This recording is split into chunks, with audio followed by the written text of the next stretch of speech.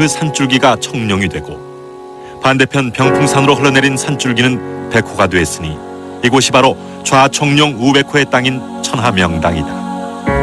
그리고 이 터에는 영화로운 시절을 담은 옛 고택 운조루가 자리 잡고 있는데 아직도 조선 중기 양반집 모습을 그대로 이어오고 있다. 당시 떨쳤던 권세를 보여주기라도 하듯 99칸의 기와집은 그 규모부터가 웅장한데 여기서 알 수 있는 것은 우리네 조상들이 살아온 집과 마을은 대부분 풍수에 근거해왔다는 것이다.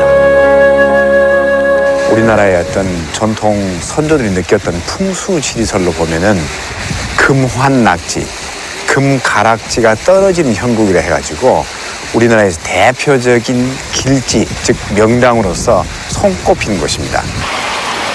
선녀가 목욕을 하고 올라가다 금가락지를 떨어뜨렸다는 이 명당에 자리한 운조루.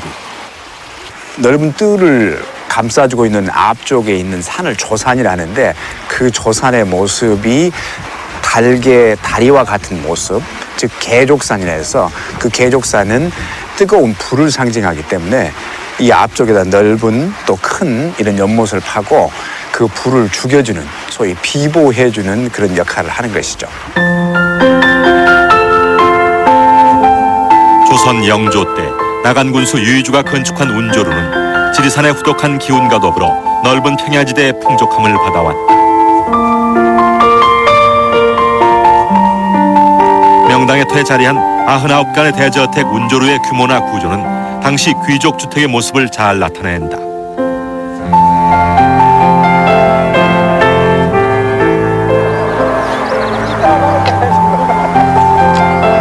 하지만 이제는 권세와 명예를 세월의 한켠으로 묻어둔 채 가녀린 종부가 소박하게 그 대를 잇고 있다. 눈이 있지 않아요. 여기서 올라와. 여기서 순이 나.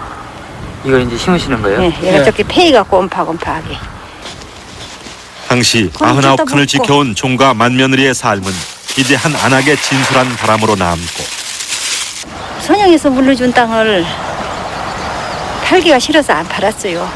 그래서 내가 지킨 것이 도리다 싶어서 꼭 지켜나갔지요. 땅을 하나도 팔지 않았어요.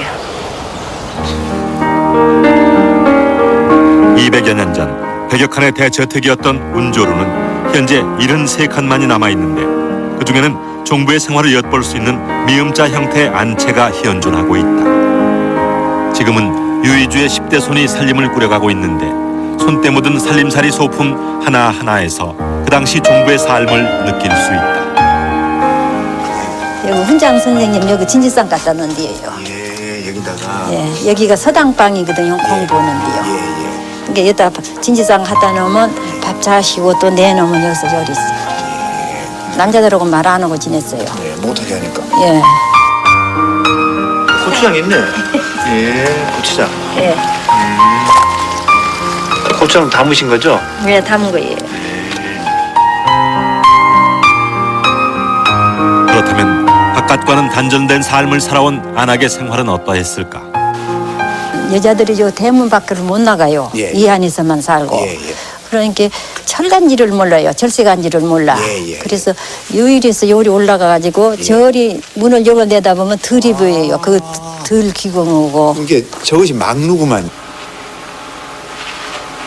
운조루의 여인네는 그 집 대문 문턱을 평생 3번 밟을 수가 있었다. 시집 올 때, 아들을 낳았을 때, 죽어서 상해에 실려 나갈 때. 그래서 안채 조그맣게 마련된 지붕 아래 작은 전망창은 안악의 마음을 달래기 위한 유일한 공간이 됐다.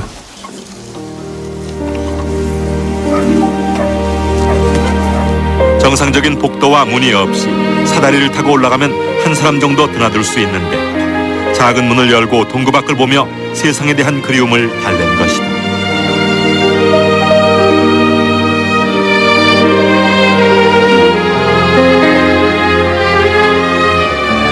그리고 운조루는 남에게 베풀고 배려할 줄 아는 가진 자의 철학이 고스란히 배어있는 집이기도 하다. 아주 재미있는 것이 있는데요. 쌀두주입니다. 통나무로 되어 있고 안에는 파져 있는 쌀떡은 그 아래 보면은 타인능해라고 써 있는데 누구나 와서 이 안에 들어있는 곡식을 먹을 수 있다라는 그런 의미가 내포되어 있는 글귀죠. 가난한 사람들에게 베풀기 위해 사용된 뒤주 속에는 또 하나의 남다른 배려가 스며 있다. 포가는 사람의 자존심을 지켜주기 위해 주인과 얼굴이 마주치지 않는 곳에 뒤주를 놓아둔 것이다. 이쪽은 이 집에 아주 길고 웅장한 행랑채 겸 문간채고요. 이쪽은 사랑채입니다. 사랑채는 이 집의 바깥 어린인 외부에서 오는 손님들을 모시는 공간이고 남성적인 공간인 것이죠. 운조루가 지금까지 세인들의 관심을 끌고 있는 것은 명당에 자리한 이유도 있지만 이 저택이 조선 후기 건축 양식을 충실하게 따른 역사적 유물로도 가치를 지니고 있기 때문이다. 지리산의 좋은 나무만을 골라 가려서 지은 집답게 제목이 듬직하다. 이는 안채 두 칸의 가운데 기둥이 없이 지어진 것을 보면 알 수 있다. 이 집에서 재미있는 것은 다른 지방보다 썩가래가 완만해요.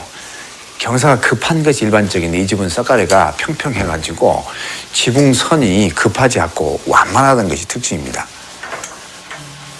그래서 이 내부 공간이 또 높지 않고 낮으면서 사람이 섰을 때 이 공간이 적절한 크기인 것 같아요. 운조루는 화려한 장식을 하지 않았으면서도 멋스러움을 간직하고 있다. 결국은 이 나무지방은 비가 많이 오고 습하기 때문에 아무래도 지열이나 습기가 건물의 바닥에 닿기 쉽습니다.